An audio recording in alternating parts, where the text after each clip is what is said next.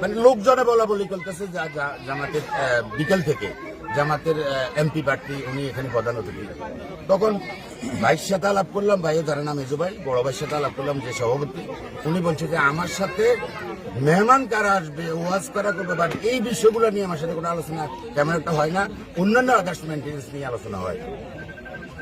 তখন আমার একটু লাগছে, কারণ আমি স্বাভাবিক ওয়ার্ড বিএনপি সভাপতি, আমি প্রতিনিধি, আবার আমার একটা ইয়েতে একটা লিফলেটে বা ব্যানারে আমার ন্যূনতম না প্রতিনিধি হিসাবেও অন্তত ন্যূনতম এখানে আমাদের এলাকার অনেক বিশেষ অতিথি আছে, আমার নামটুকু পর্যন্ত রাখা হয় নাই।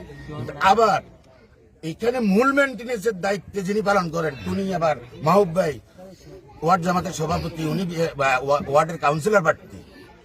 তাহলে উনি ইন্টেনশনালি এখানে আমাকে অপমান করছে, এবং আমি ওয়ার্ড বিএনপির সভাপতি হিসেবে আমি দল করি, আমার বাড়ির সামনের প্রতিষ্ঠান, সেখানে আজকে আমার সাথে যদি ন্যূনতম আলোচনা হতো তাহলে আমি বলতাম ঠিক আছে, এখানে এমপি আলী চৌধুরীকেও মানে সমন্বয় করে আলোচনা করে একটা আমরা সিদ্ধান্ত বাইর করতাম।